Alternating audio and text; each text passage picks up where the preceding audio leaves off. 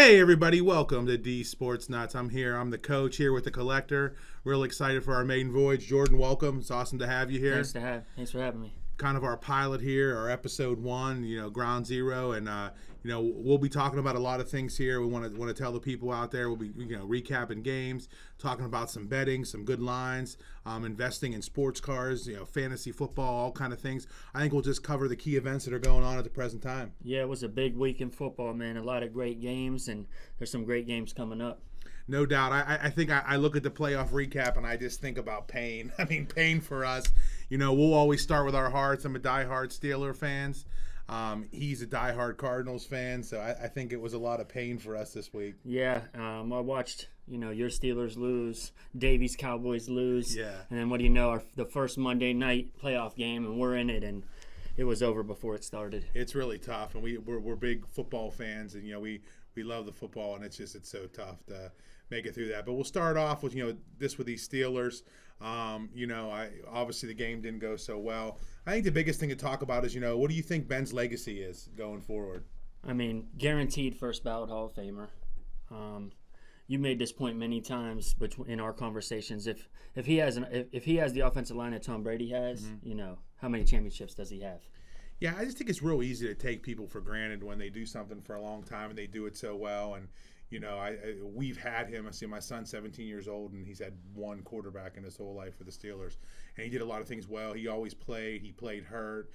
He played well, and he seemed to be so clutch.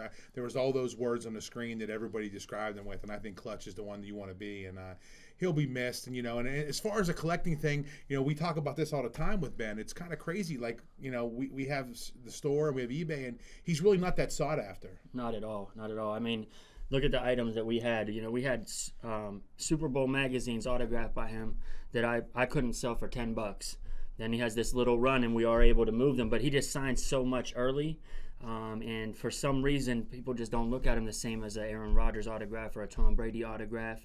But his career was unlike any other. I mean, look at how many years in a row, non-losing, Tomlin's whole career. And just a lot of moving pieces, a lot of crazy drama with the team, and he was so consistent. And I think I talked about this during the week. I said the two hardest jobs, I think, in America, head coach of the Steelers, maybe in our part, maybe Western PA, head coach of the Steelers, president of the United States. Two tough jobs. Again, this is my time. I know it was a tough job for Cordell and some of those guys. I think it's been really tough for Ben. I think he hasn't been appreciated. He's far from perfect, maybe from a personality standpoint and a playing standpoint. I said, but he's far from perfect. And I think I go back, Josh, to maybe 04, 05 when we had the store in Westmont, and people bought so much Ben stuff when he was a rookie. Maybe they just burnt themselves out. Even the cheap rookie cards were going for like $30, $40.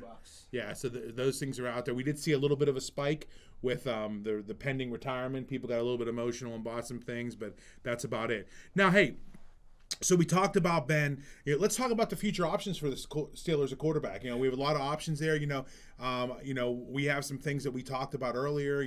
My pick's Gardner Minshew. I really like that. People might think I'm crazy. I like the way he plays. I like his escapability and his playmaking. I like his attitude. But what do you think? Any other names out there that intrigue you? Last year, a name that popped up was Jameis Winston. Mm-hmm. He got hurt this season. A lot of interceptions. Thrown, but cannon arm, a lot of weapons.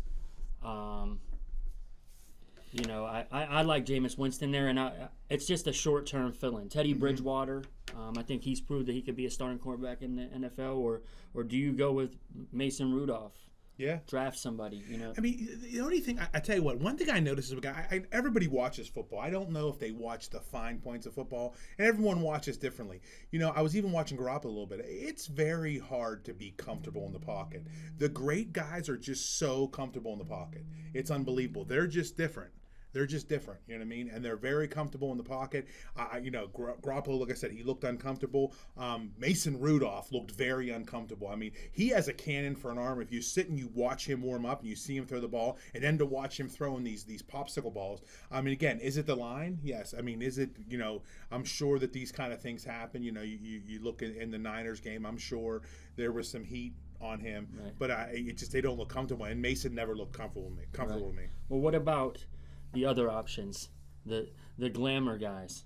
Aaron Rodgers or Russell Wilson? What do you think the chances are of bringing him in? I mean, boy, we'd love to have one of those two. I think Russell's probably a better chance than Aaron. They all want to play there. I think the line is easily fixed.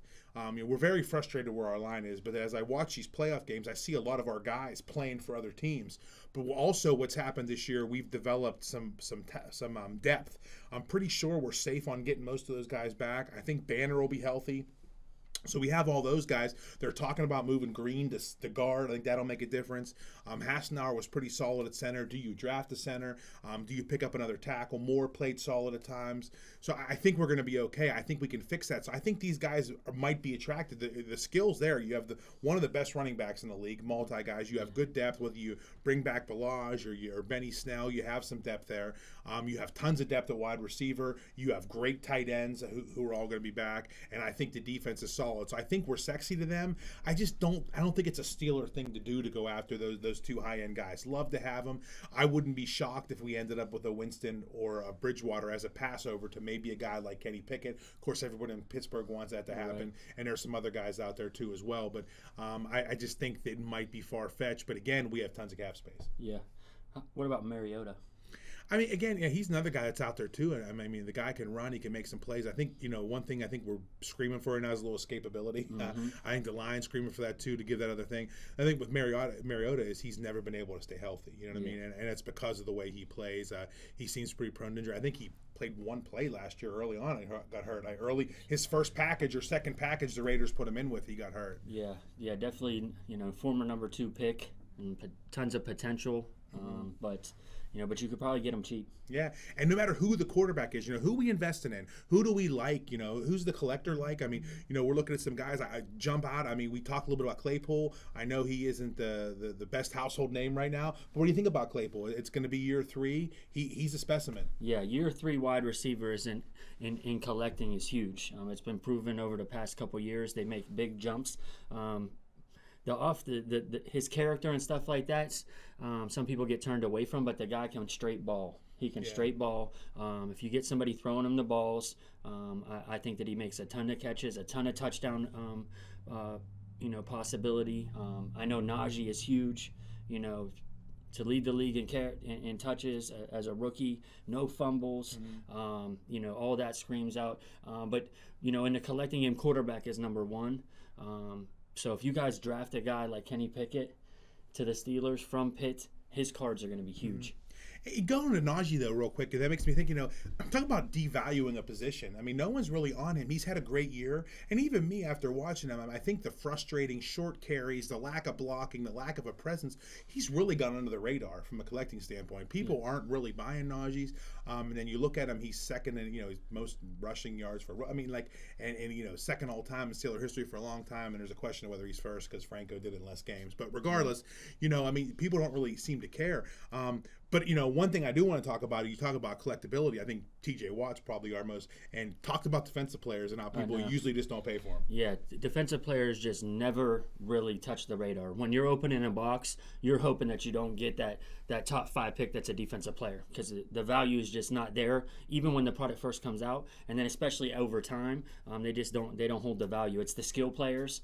I always say to the kids that come in and open up boxes, if you get a wide receiver and he's 5th on the depth chart, hang on to it, because if he ever does anything, those guys go up. If you have the 3rd defensive end on the Washington football team, I don't care if he gets 7 sacks in a game, you're probably never going to make a whole lot of money on those cards. Yeah. And you better have him there for that 1 week that he might go. We've seen the 1 week wonders. Right. And then there's some guys, boy, wish we would have held him, that whole thing. So, hey, Steeler fans, pay attention to this offseason. Pay attention to the cap space. Pay attention to what's going on, because there might be some great opportunities for you as a fan. If you're a fantasy guy, I like some fantasy guys. I think Freiermuth's on his way to be an elite guy. But you never know what's coming down the pike. Keep an eye on that. If you're an investor, keep a real eye on who they play. Quarterback could play a big factor. Let's move on here to the Cardinals. Your boys laid a big egg. At least the Steelers gave us a little bit of hope. Our best offensive player, TJ Watt, scored a touchdown. Yeah. So we were feeling good for a while. I don't know what's worse, but it seemed like the Cardinals couldn't get it right from the beginning. I didn't. Like you said, at the beginning of the Steeler game, it felt good for you. Mm-hmm. I know it did. I didn't feel good at all during that game. I mean, the first 4 drives, 3 and out, I kind of felt it. The Rams gave us a real hard game in the second game, and I said this leading up to it, that there was just a lot of things that had to go right for us to win. You were right in the confidence that you had in Kyler. I have a lot of confidence in Kyler, but he looked like a middle school quarterback. There was a lot of pressure on him. I think he was trying to do too much. Kingsbury, I love him as a coach. He just never adjusts well. In games that we are out of it early, we just do not come back. Yeah, part of that, I think that's really tough. I mean, this is a league where everyone's studying you. And they really have, these guys, this is what they do full time, you know what I mean? And they spend all their time trying to make you uncomfortable. If you have the right pieces to do that and you take things away, I think what they're doing with him now is a lot of pressure from the outsides. He's not a step-up guy. He's not a 6'5" guy. We know this. A lot of pressure from the outside and keep him bottled in, keep someone's spine on the backside so he can't pull it out and get those cheap 4 and 5 yards. And again, there's no way to truly assess the loss of Hopkins and what pressure he puts on a defense. Right, yeah. D-Hop going out really hurt. When Watt got hurt, other guys stepped up. It's great to have a Chandler Jones on the other side. When D-Hop went out, Wesley, he stepped up. Moore got hurt. It just seemed like the dominoes just fell in the wrong direction. But D-Hop is, in my opinion, the number one receiver in the league, and he just could not be replaced. I don't know what that would have changed in the playoff game. But my main question is how does James Conner only touch the ball one time in the first quarter? Yeah. He proved this year that he's a monster. I think that they need to get him the ball early. I don't know that he was healthy. Ribs are a tricky thing. I'm not so sure about that. I hear the adjustment thing. That may be a problem. I think everything started going downhill. And when it started going downhill, they couldn't get it back together. I saw a Kyler Murray who was pressuring.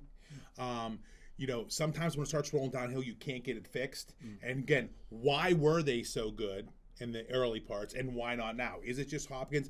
I think it would take some tape study to go back and really look and see what the difference was. And then with where did you turn? You know what I mean? You didn't. They had Ertz wasn't there like he normally had been. Right. You just didn't have all those little safety valves that went on, and again, the offense became very predictable. So here's the trick. What were they, a one-trick pony? Was that flash that we saw early just early? Then once the league settled down and says, "Hey, we're going to stop you," the question is going into next year: is Kyler the guy? I think Kyler's the guy. He's proven it in tough situations that he's a great quarterback, even though of his size. It's just a repeated thing, though, because even last season we started out hot, and it's like you said, it seems like the league adjusted, and we never flipped the script. But next year is it. Kyler's deal goes up after next season. D-Hop's deal blows up. Watt has one more year. At the beginning of the season, you said you thought we were 1 year away. Of course, I got a little bit of hope as we were just going. And then we got that first loss. And I don't even want to talk about A.J. Green. We got him for cheap, but, he really let me down this year. Wasn't cheap enough. No. He just had no heart. Yeah. He had no dog in him. When stuff didn't go his way, it seemed like he took some plays off. And that play when we lost to the Packers in the end zone, it was just, I don't know. I couldn't figure it out. But Kyler Murray is an NFL quarterback. I think it's a great investment opportunity going forward because his cards are tanking right now. After that embarrassing performance, people are trying to sell. I wouldn't buy right now because I don't think it's hit its floor, but I think this offseason could be huge for investing purposes in Kyler Murray, and that's not a biased take. That's just my honest opinion as an investor, as a collector. I think it's a great buying opportunity. Because most people buy when they're high. And it's funny, there you are on the cusp with the Packers, and we'll get to predictions later and where we think they're going, but you're on the cusp of beating them to where you're at now, and it was a steady downhill climb. And again, nobody in the NFL outside of GMs and coaches, and maybe not even them, is really equipped to really factor in injuries and what it does, what one guy does. We're all mostly casual fans, even us guys who coach, or no matter how long we've been watching, we're pretty much casual fans. We don't understand that when you have to leave Zach Ertz to chip, he can't get out as quicker. You know what I mean? When your tackle struggles. So it's just one of those things that it's hard for us to do. And the other thing I find absolutely hilarious is Kyler Murray is short every time things go bad. Right. The first 8 games of the year, nothing talk. Now all of a sudden he's too short to play quarterback. So again, he's a hard worker. I think they'll figure it out. They're questioning whether Kingsbury's the guy, whether he's the next Sean McVay. That might be a little bit too much on his plate. I think they'll figure it out. Outside of him, maybe a Rondale Moore is a guy to invest in. Other than that, it's really tough to say. You don't know if Conner is going to be there. D-Hop's may have hit his top until he does something. I don't know how much crazier he can be. You know what I mean? So maybe Rondale is the guy next year to take a look at. But let's roll along here to another guy that we're going to talk about, quarterback. The Bengals beat the Raiders. Good game. Kind of went the way I think everyone thought. I kind of like the Raiders. I thought they might have had a chance. It's tough to get over the hump in that first one. Bengals winning home. Joe Burrow's solid. Jamar Chase is nasty. Pretty nice combination going forward. It's crazy. Jamar Chase took the league by storm. I had him on my fantasy team. He was remarkable. Joe Burrow showed a lot of poise at the end of the season because it was a must-win game in Baltimore. He won. The next week he had to win, and he won. And then the first week of the playoffs, he comes out. He just did what he needed to do to win. He didn't force it. The Bengals had done such a great job drafting. We were talking about this the other day. You got a Tyler Boyd, then you get a Joe Mixon. You hit on Joe Burrow. You hit on Jamar Chase. This normally does not happen year after year after year. They have done a great, great job of turning that franchise around because they were horrible. Yeah, and it's crazy. I got to say this. They were horrible for in a short period of time. They haven't been great for a long period of time, but they were good for a long time. Yeah.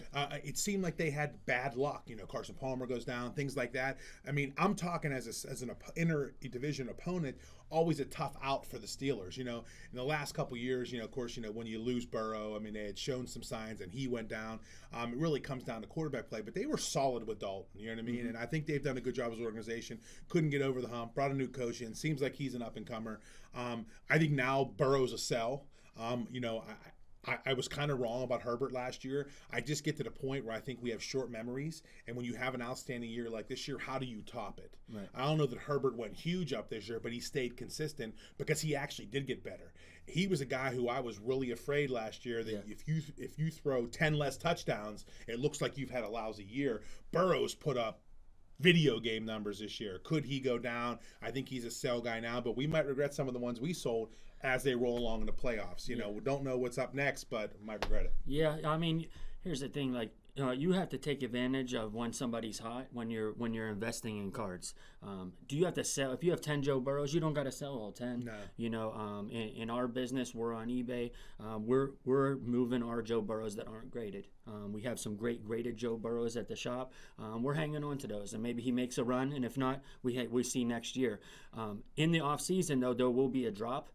It won't be as drastic as last season, though. Mm-hmm. So this could be a peak. I don't know how far they're going to go in these upcoming playoff games. But when he got injured, of course, his stock fell. A lot of people took advantage of that, and they're making a lot of money off of him. Yeah. It's a great team, though. And Chase looks like he's built different. Definitely, yes. He's an NFL wide receiver. I think that he'll regress as well. The key thing now, though, with rookies is the big products aren't out yet. Yeah. So a Jamar Chase Prism rookie isn't available. Yeah. He won't. Which is so weird. I can never remember this happening any other time. Yeah, you won't see his Prism rookies until he's in his second year. So there'll be a lot of forecasting on those cards, and when it comes to that, he probably will regress unless he's super, super special, which he could be. He could be, a Hall of Famer. You just never know. I personally wouldn't invest in Jamar Chase, though. Okay, it's tough for the receivers, yeah, and maybe he hit his ceiling. We will see. Moving on, we're talking about Burrow, we're talking about Ben, talking about Kyler. Let's move on to some other quarterbacks here. Let's talk about Bills Patriots. I got a stat here. I had to write it down. I had to leave it here. Tom Brady was 32-3 versus the Bills. The Bills are now 4-1 since then. This game was all about the quarterbacks and the quarterback play. We talked about it. Everyone gives Belichick. He's definitely the greatest coach of all time. There's no doubt about that. I don't want to get into the whole whether it was him or it was Brady, but I think they give him so much credit going into the game. They're going to find a way. And at the end of the day, in that kind of weather, you have an old school running quarterback like Josh Allen, lots of weapons around him, healthy. Yeah. Pretty dangerous team going forward. Yeah, he's a monster. At the beginning of his career, he kind of didn't know where it was going to go. He's proven that he's an NFL quarterback. He's going to be good for years to come. On a betting standpoint, his rushing attempts was, I think it was over 7.5. I would have laid a lot of money on that. Going into it, we knew that he was going to rush the ball. That's how they had opportunity to win. The Bills are a great team. Mm-hmm. The Patriots, I think they were a little early. Mac Jones had a lot of hype. Speaking of investing, Mac Jones cards, people are selling right now. But I think Mac Jones is an NFL quarterback. This is going to be a great rivalry for years to come, Josh Allen versus Mac Jones. And I think Mac's going to come back. Everyone jumps off the wagon so quick, just jumps off the ship.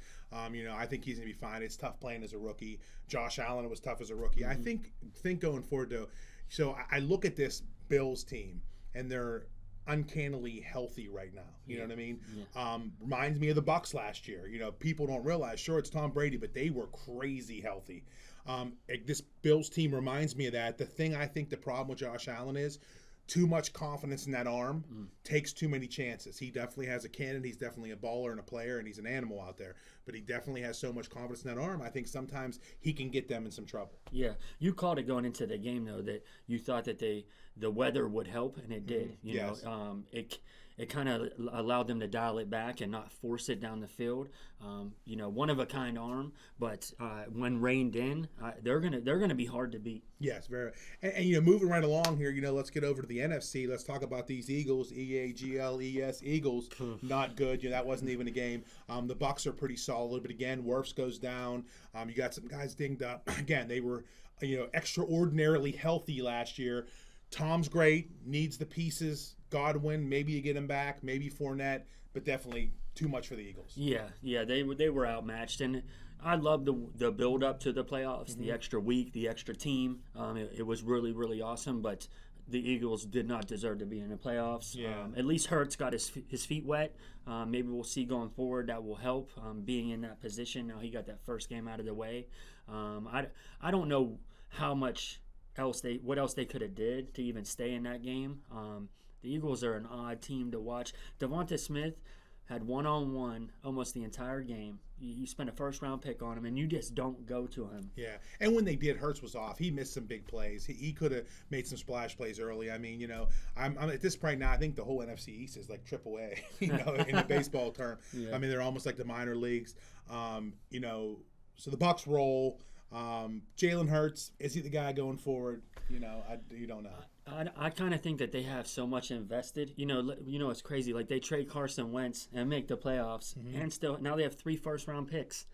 Do they take a chance on another quarterback? I don't know. You know, I don't think the owner would want to swallow that pill because they said Hurts is the guy, so I think they're going to roll with him at least till his contract's up. I don't know what pieces you need around him. Like when you let a guy like Zach Ertz walk, Dallas Goedert's great, but you know, I think Goddard and Ertz would have helped in that game together.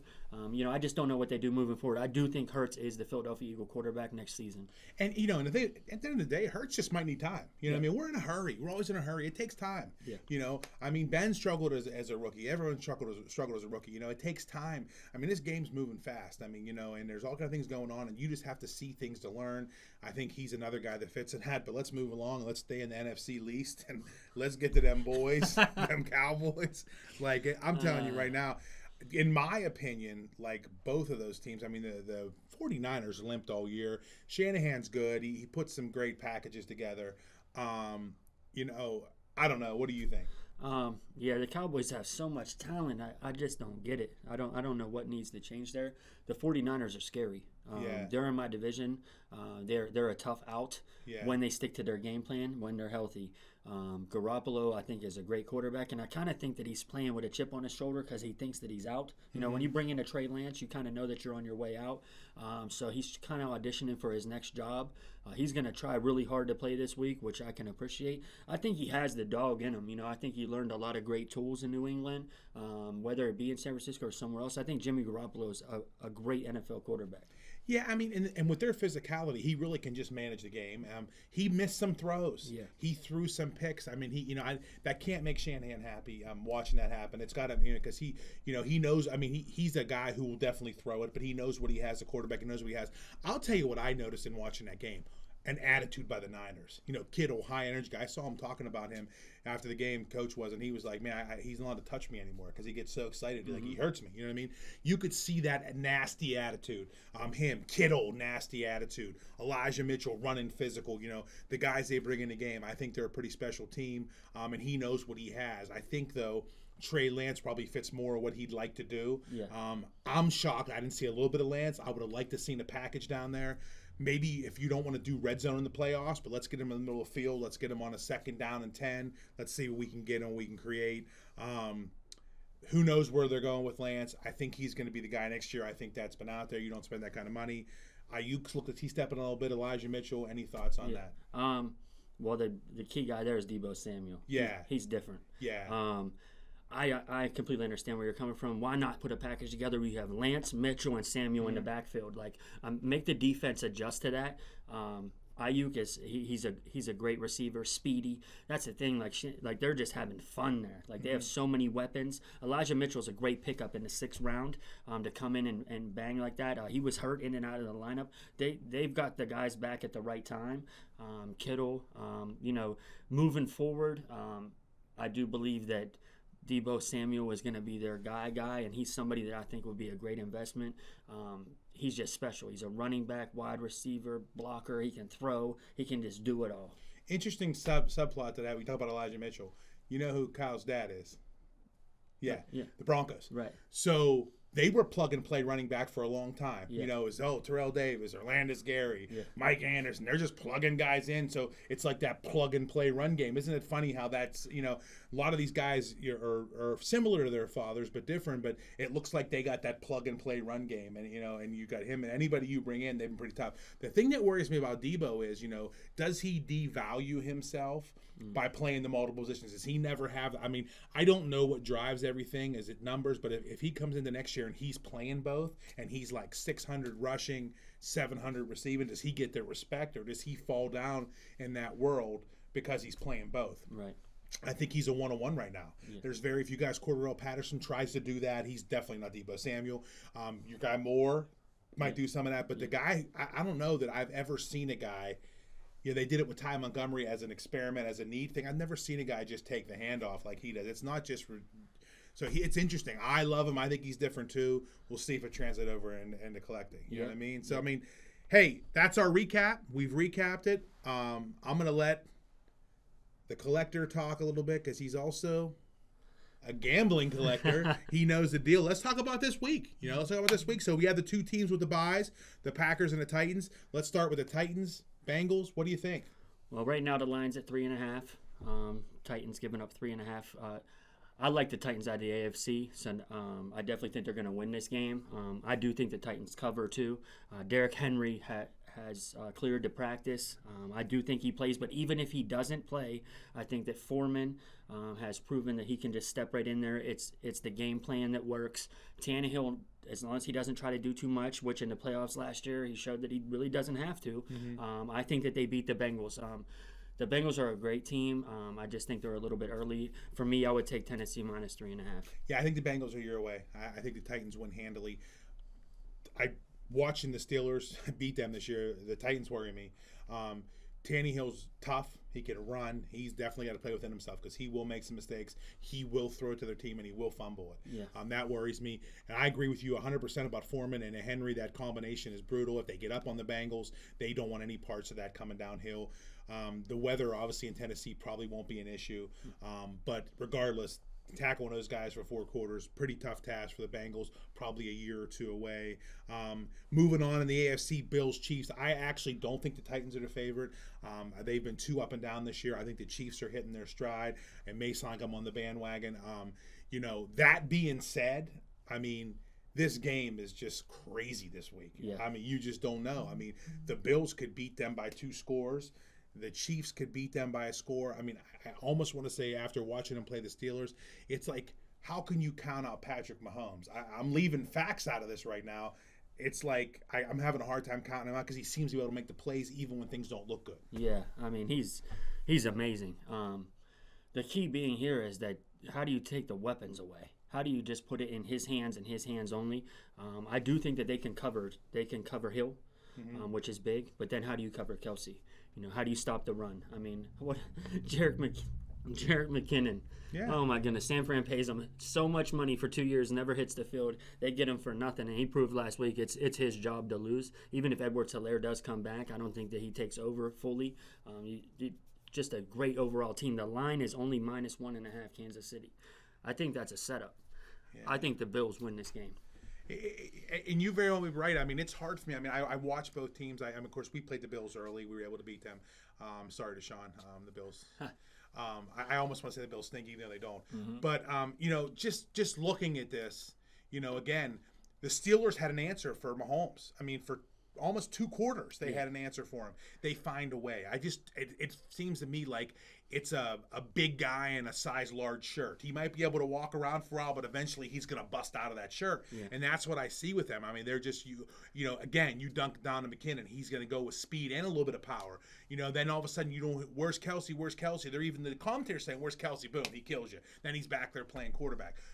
Andy, don't get too cute. Right. I think that could be an issue. Don't get too cute in there. But, you know, the Bills, again, are they ready to get over the hump? There's been times this year where the Bills have looked bad. You know, and Josh has tried to force it. He's tried to do some things. You know, sorry about that. I don't know. I mean, I think that this is definitely a pick 'em. There's a reason it's 1.5. Yeah. I'm going with the Chiefs. I think the Chiefs come out. I think whoever wins this game comes out. I think you maybe agree with that as well, too.